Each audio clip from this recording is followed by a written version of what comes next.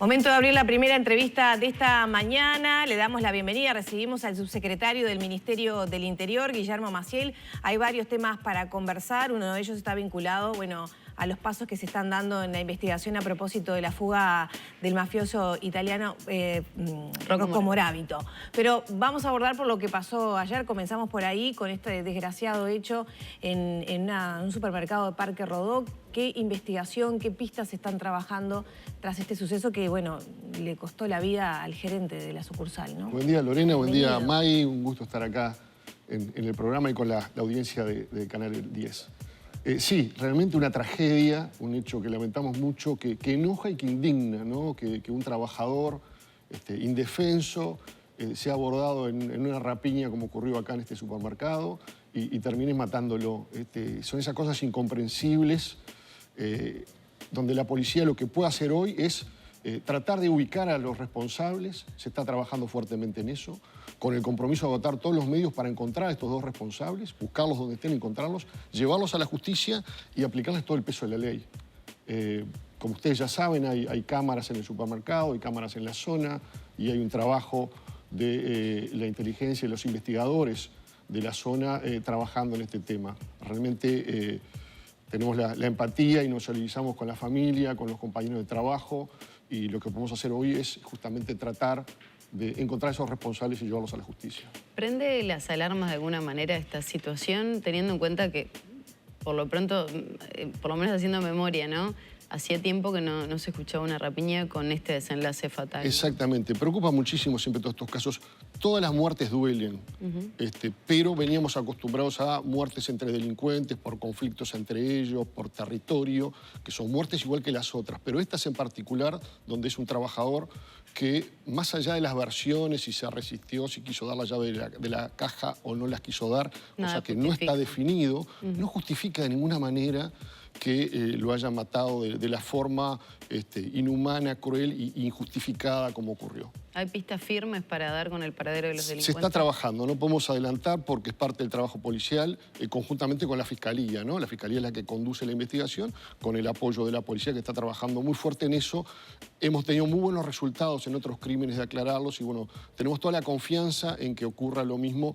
No es una satisfacción, seguramente, no recupera a la víctima ni a la familia, pero por lo menos hace justicia en un crimen tan horrible como este. ¿Se está advirtiendo mayor virulencia en los delincuentes cuando, por ejemplo, van a cometer un atraco o al intentar, robar a alguien? Lo uno, por ejemplo, con lo que pasó la semana pasada de ese hombre que fue a tirar la basura en la noche, cerca de acá del canal, sí, y fue abordado por alguien que le pidió dinero y no tenía, el hombre había bajado a tirar la basura y está en CTI apuñalado, ¿no? En los últimos años tenemos un descenso importantísimo en donde las circunstancias o el motivo del robo fue la rapiña o el hurto y desembocó en la muerte de una persona. Estamos en los números más bajos. En el primer trimestre de las 96 personas que fueron asesinados, 93 personas, perdón, que fueron asesinados, solo 6 fueron en rapiñas. Duele muchísimo ver esas circunstancias y hay otros casos que son en violencia intrafamiliar que también son graves y el resto han sido en conflictos entre delincuentes. No te digo que haya una aceleración de esas situaciones, pero sí hay un factor importante que es la droga muchas veces, en que los delincuentes van en estado drogados, muy enajenados y con esa violencia que se suscita y termina en estas circunstancias terribles como la que pasó en la tarde de ayer. ¿Esto hace cambiar un poco la estrategia teniendo en cuenta lo que van marcando los índices de violencia, ¿no? Y esos datos que el Ministerio habitualmente tiende a ir analizando, ir viendo qué paso seguir? ¿Se modifican algo con este tipo de circunstancias? Sin duda. ¿Picos de homicidios como ocurrió este fin de semana? Parte de la estrategia policial es el dinamismo, ir cambiando y ajustando las estrategias. Por ejemplo, tuvimos el año pasado, ustedes recordarán, en mayo, episodios de violencia inusitada en el barrio Peñarol. Hoy no se habla más del barrio Peñarol, donde ha habido operativos policiales y la instalación de cámaras. Todo el norte de Montevideo, norte-oeste y norte-este no tenían cámaras. Estamos instalando 2.200 cámaras en esa zona. En Peñarol ya se instalaron. Hoy tenemos una situación en Villa Española.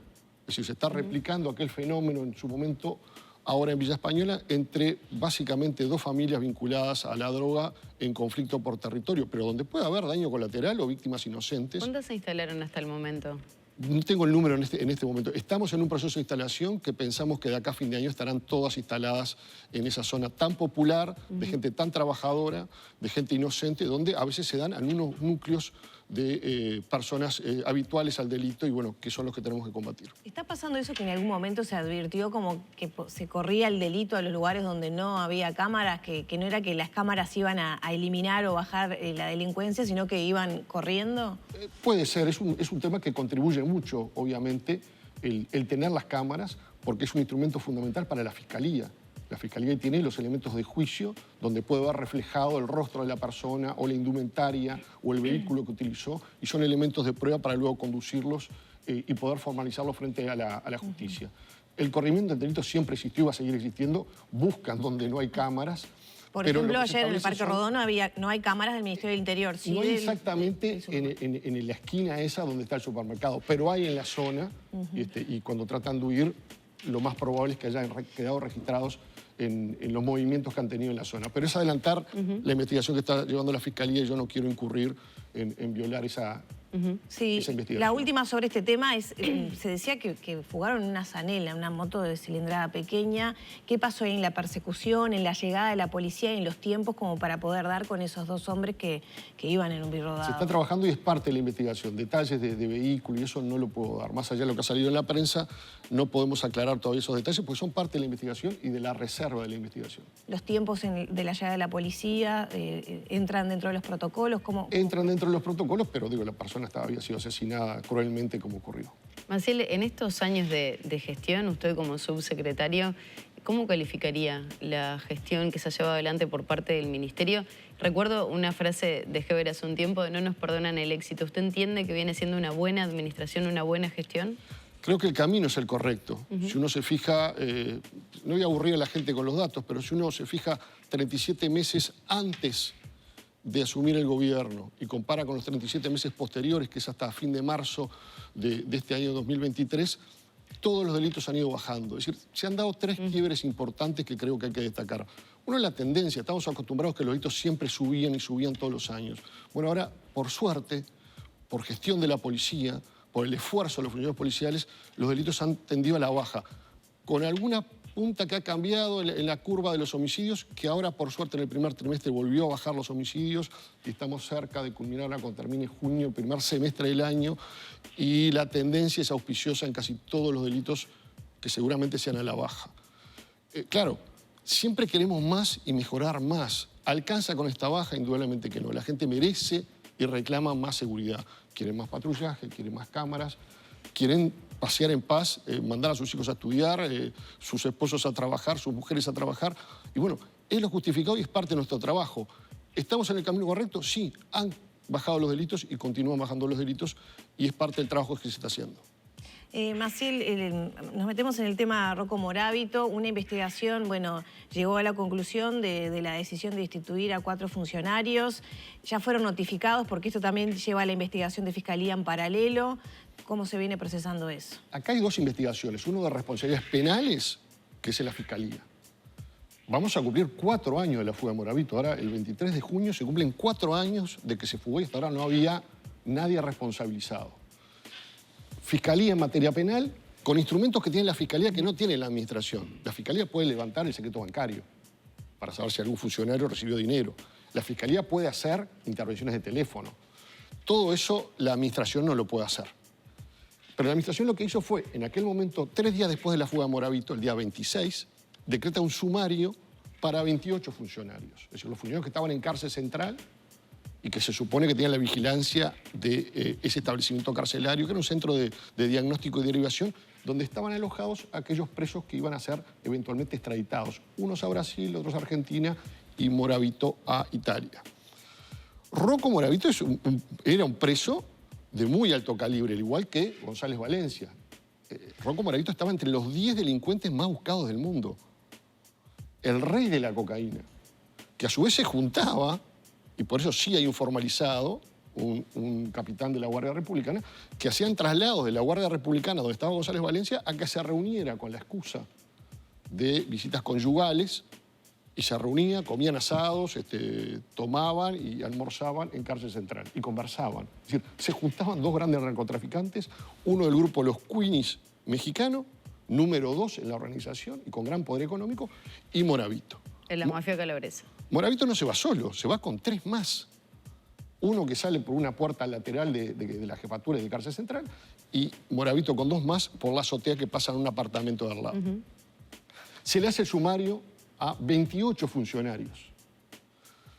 ¿Qué pasa con el sumario? Bueno, concluye una etapa, pero en el propio sumario quedan en evidencia una cantidad de irregularidades gravísimas Que no se investigaron. que no fueron investigadas. ¿Por qué? Porque no hubo una investigación administrativa, se fue directamente al sumario.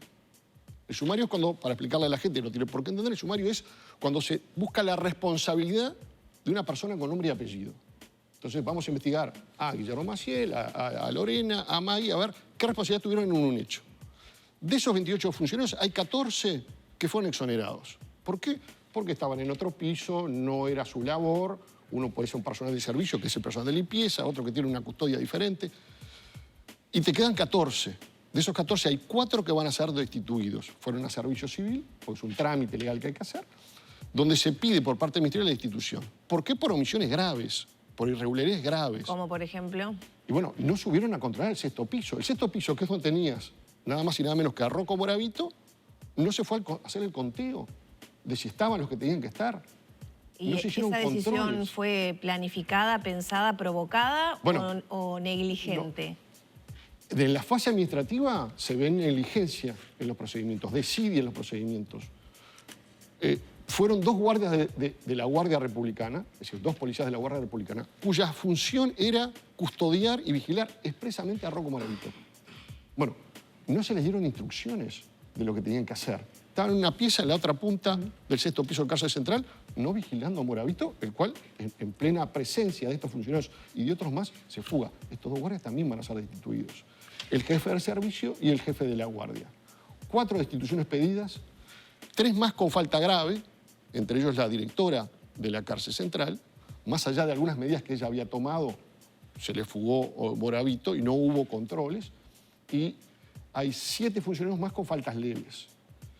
¿Qué fue lo que dejó en evidencia el sumario? Bueno, esas irregularidades graves, que cuáles son, me gustaría repasarla con ustedes porque realmente son las que llaman la atención y parecería una película de Netflix. Realmente es insólito. Más allá de lo insólito, obviamente hay una responsabilidad humana, ¿no? Detrás de todo sin eso, duda. con una intención. Porque si no, el registro fílmico no puede ser que se haya perdido. Ya en la investigación de Fiscalía, a la cual el Ministerio no tiene acceso, pero la prensa ha accedido de alguna manera y ha publicado algún medio gráfico, nos enteramos que Moravito tenía un gimnasio, tenía un gym con pesas, es decir, con elementos contundentes. Tenía una especie de barbacoa para hacer asados y reuniones con otros presos y con González Valencia. Tenía cuchillos para cortes de carne. Un preso de esta peligrosidad tenía esas condiciones. Pero independientemente de eso, volvamos a esta situación. 3 días antes de que se fugara,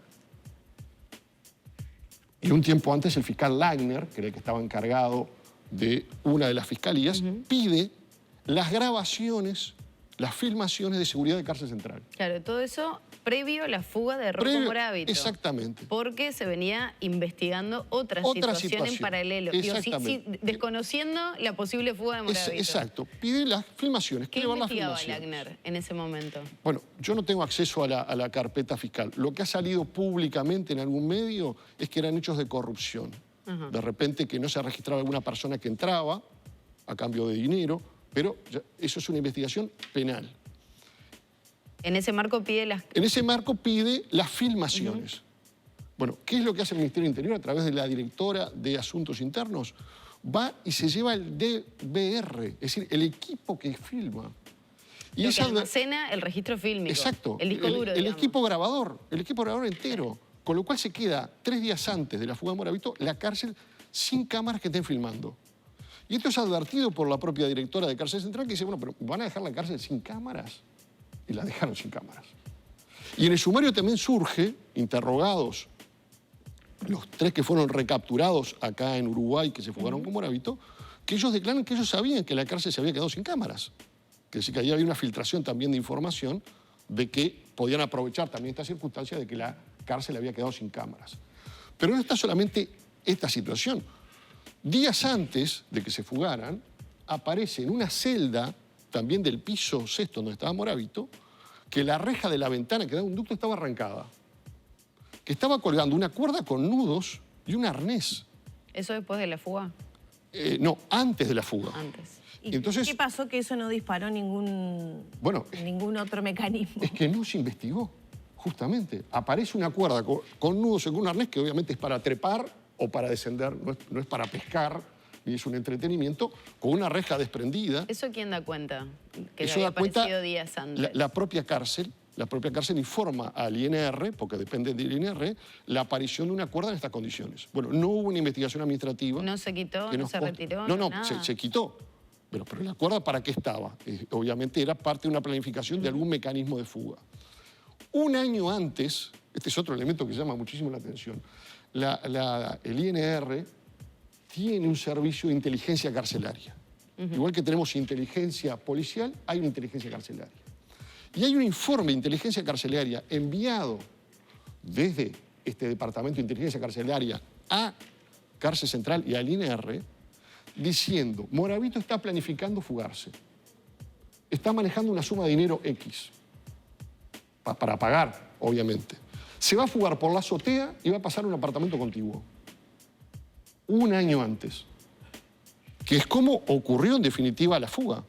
Bueno, eso tampoco fue investigado. ¿Qué medidas se adoptaron si dicen que se va a fugar por la azotea? ¿Hay responsabilidades del INR o de las autoridades máximas del Ministerio del Interior del momento? Bueno, eso es lo que no se investigó. Pero acá te quiero poner un ejemplo que es bien claro. Dicen en el sumario más de uno que había un funcionario policial encargado de mantenimiento que era el facilitador de herramientas para los presos, que le vendió a Moravito una pinza para cortar alambres. Y uno dice, bueno, está, pero entonces este funcionario estará dentro de los 28 sumariados. No está dentro de los 28 sumariados. No está sumariado. Entonces, una de las investigaciones es determinar la implicancia o no, responsabilidad o no, de este funcionario donde algunos lo señalan como facilitador de herramientas. Todas estas cosas que estamos mencionando, la aparición de un pendrive que le lleva a González Valencia, adentro, primero, ¿cómo tenía González Valencia? Bueno, tenía muchas cosas, ¿no? La visita, pero acá tenía un pendrive. Lleva un pendrive para dárselo a Moravito. Es decir, dos narcotraficantes intercambiando información en un pendrive. Se lo incautan en Cárcel Central. Y desaparece. Y lo mandan al INR, a los efectos de que luego fuera policía científica para periciarlo, a ver qué tenía. González Valencia dice que le llevaba música. Hay que ser muy inocentes, ¿no?, para creer la versión de González Valencia. Le llevaba música a su amigo Rocco Moravito en la cárcel. El pendrive no aparece, no hay pericia. Nadie sabe quién lo recibió. ¿Nunca llegó a científica? Nunca llegó a científica y se perdió el pendrive. La última persona que lo tuvo, ¿qué pasó con ella? Bueno, va a ser investigados ahora los anteriores autoridades del INR, directores y subdirectores técnicos, para tratar de determinar qué pasó con el pendrive. Ahora, Maciel, ¿por qué todo ¿se da esto surge cuenta? ahora? Perdón, Mike, porque pasaron un montón de años, no se investigó, pero también hace 3 años que está este ministerio, esta gestión, y tampoco se había investigado, no se había llegado Porque a eso. solo se abrió un sumario y el sumario, el instructor sumariante, que es el abogado que hace el sumario, dice, bueno, yo investigué lo que estaba limitado dentro del sumario, que eran estas 28 personas. Esa era la pregunta. Pero surge de acá que quedaron una cantidad de cosas sin respuesta. Y elementos de juicio que dan los propios sumariados. Un funcionario, una cuerda, un pendrive que se entregó y desapareció. Bueno, todo esto yo no lo investigué porque no estaba dentro del sumario. Esas son resoluciones que firma el actual ministro El para actual que ministro, se investiguen. exactamente, son 5 resoluciones que tienen que ver, como yo mencionaba, el retiro del DVR, la manipulación de las cámaras. Ahora han visto ustedes también en algún programa de televisión, Moravito corriendo las cámaras para que quedaran espacios ciegos donde él pudiera circular o hablar con alguien y no lo estuvieran filmando. Maciel, ¿hay responsabilidades políticas? Digo, más allá de Yo lo no administrativo, lo puedo asegurar. de las situaciones puntuales y estas personas que terminan siendo destituidas, ¿hay responsabilidades? Seguramente hay administrativas? responsabilidades que van más allá de estos policías que fueron investigados. Más allá de estos 14 que están siendo sancionados, seguramente haya más. En fase penal, seguramente, el fiscal Langner, en vida del querido ministro Jorge Larrañaga, nos habíamos reunido 2 veces y decía que pese al tiempo transcurrido, tenía muy avanzadas las investigaciones y que él veía que había responsabilidades culposas y dolosas del punto de vista penal. Wagner fue enviado a otra fiscalía. Perfecto. Y ahora tenemos a la doctora ahora? Silvia Porteiro. ¿Sigue en esa línea, Porteiro? Bueno, no lo sé. Yo no he hablado con la doctora. Asumió hace poco. Tiene una cantidad de causas. Esta obviamente es la que tiene más tiempo y complejidad y funcionarios con esas facultades que le da la ley justamente a Fiscalía que nosotros no podemos hacer. Pero el Ministerio del Interior tiene planificado llevar nuevos materiales de esta investigación, Todo lo que se haga, ampliación de acá, denuncia, etcétera. Lo que queremos es, ahora se están designando los abogados que van a llevar adelante estas 5 investigaciones.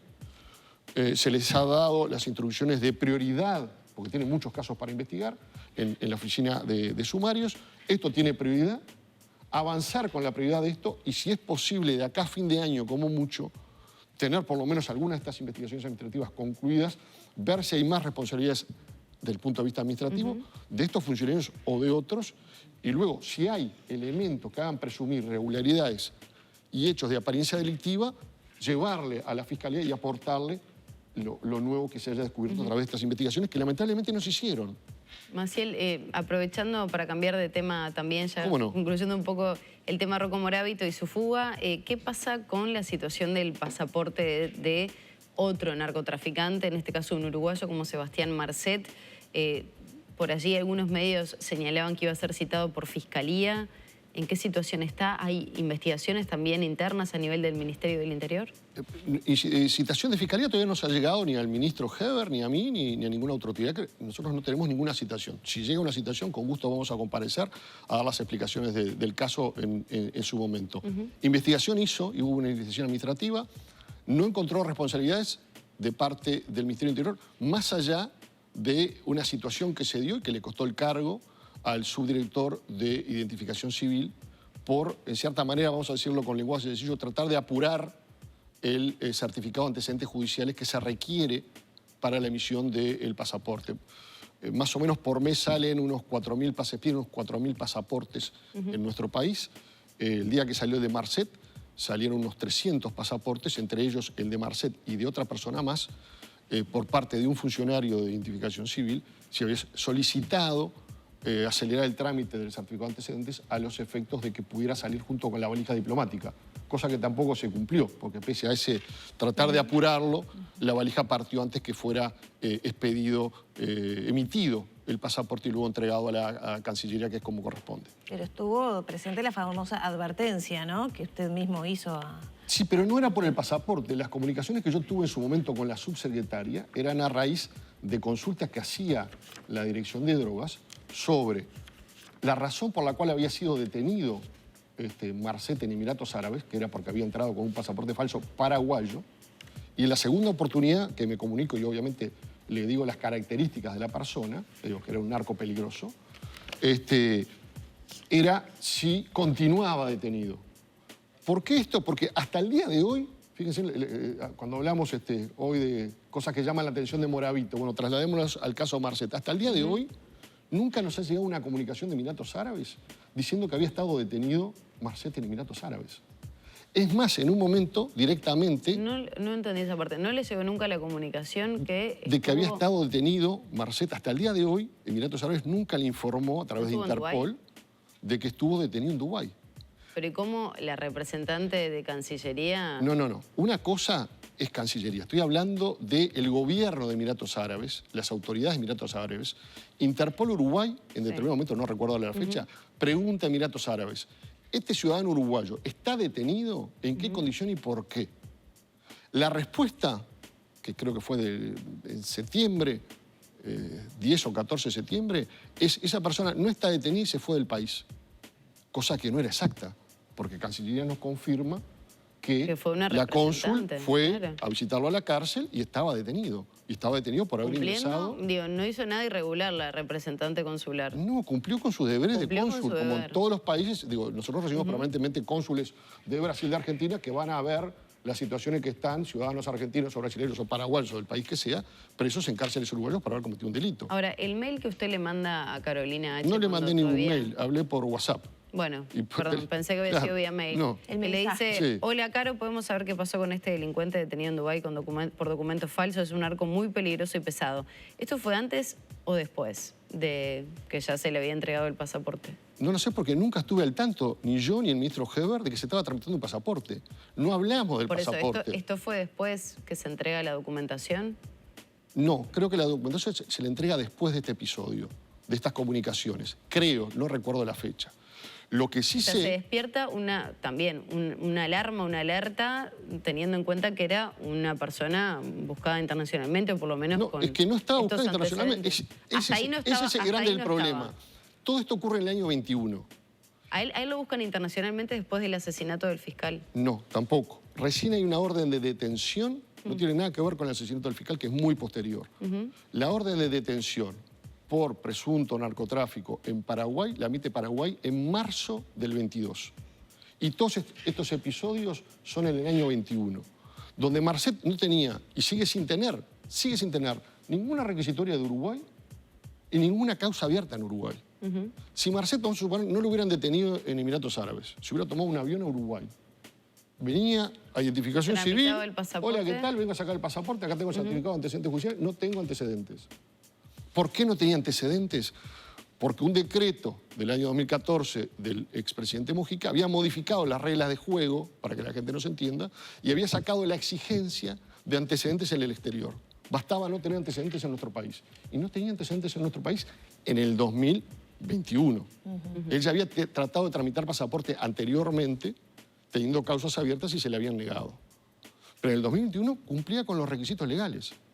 Y al día de hoy, por eso quiero repetir, al día de hoy no tiene ninguna causa penal en Uruguay, ni ninguna requisitoria, salvo la de Paraguay, que es una alerta roja para detenerlo. Obviamente Marcet no está utilizando el pasaporte uruguayo en ninguna parte porque sería detenido instantáneamente al pasar cualquier aduana.